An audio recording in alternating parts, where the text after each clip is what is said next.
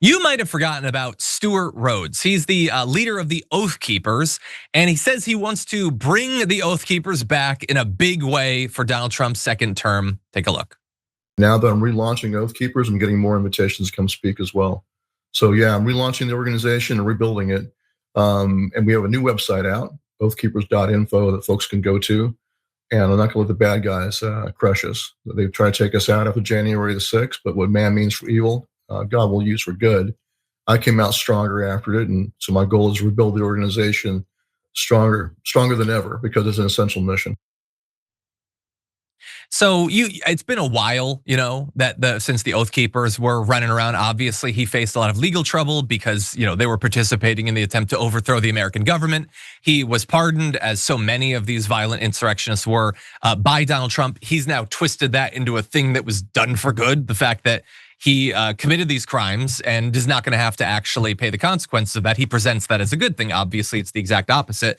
But he had been sentenced to 18 years in prison for trying to orchestrate the insurrection. He was just one of many that Donald Trump then released out, unleashed, to potentially commit acts of. There's been many criminals that had been pardoned that have committed other acts of violence, of acts of crime, and he's now making it clear he wants to be there for Donald Trump to do the exact same thing the next time around.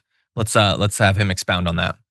And one other thing I want to say is that President Trump, as commander-in-chief, always has absolute authority to call all of us up as the militia, because every one of us in federal statutes defining the militia, it's every able-bodied male from age 17 to 45.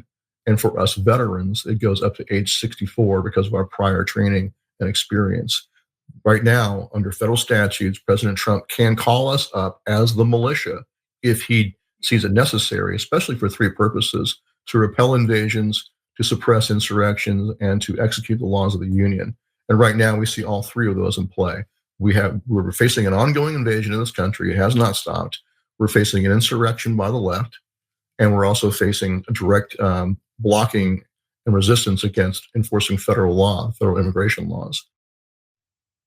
Okay, so he's not coming to play with a lot mentally. He also seems like he's out of his goddamn mind, and he's an obvious traitor against America. That's not a hypothetical thing.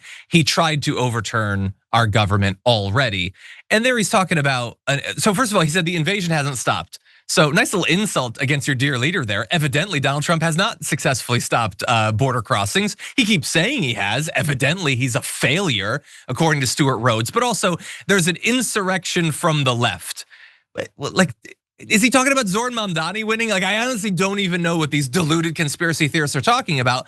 But it is rich for him to talk about insurrections, considering that while Donald Trump doesn't care, we haven't forgotten that the Oath Keepers had stashed weapons at a hotel for use on January 6th. Now, thankfully, they did not start gunning down the Capitol Police. They didn't murder Congress, but they were preparing for that. That's an insurrection. No, a guy who happens to be a part of a religion you don't like winning elected office overwhelmingly, that's not actually an insurrection, Stewart Rhodes. You tried to do an insurrection, and thankfully you were stopped. But Jackson, he's making clear that if Donald Trump isn't satisfied with just having like Border Patrol and ICE being his secret police, he can get an even secreter police of just these out of control maniacs running amok across America. He wants Donald Trump to know that they're ready to do that. What do you think? Yeah, I mean, if the United States, if our military, which is the greatest of all time, can't handle anything, then I guess we need the help of middle-aged, overweight men with one eye, who probably can't afford their mortgage payments, to come to the rescue, to come shoot immigrants and to come shoot people. Because what else are they gonna do? That's what they're all about, is shooting people, which is one of the biggest issues with the United States, because we love shooting people and or the idea of being able to shoot people. Just in case I gotta kill somebody today, I need 50 guns. But yeah, this is one of the leading problems with that, is you get a lot of crazy people who can cause damage in their communities.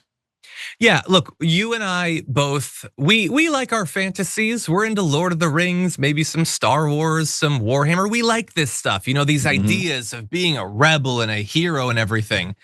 But like, we also live in the reality-based world. This Yeah. pathetic little boy who just, it's a boy who liked that stuff. 50 to 60 years passes. I don't know how old he is. He doesn't look particularly healthy. And he like thinks in terms of fantasy. And yeah, no, it's gonna be awesome. I'm gonna get an AR-15. I'm gonna run around the woods or whatever, and that's gonna save America. I mean, I'm ready to storm the Capitol and gun down opposition figures, but I'm Frodo, right? I have to be Frodo. I'm Luke Skywalker in this story. These people are absolutely deluded. He should still be in prison, and don't worry, I'm sure he'll end up there again. Right. Hopefully, after Donald Trump is out of office and can't just pardon him for God knows what he gets up to next time. But these guys need to spend less time thinking about how they can ruin America and more how they can get their own crap in order. They're just avoiding their own problems, and it couldn't be more clear.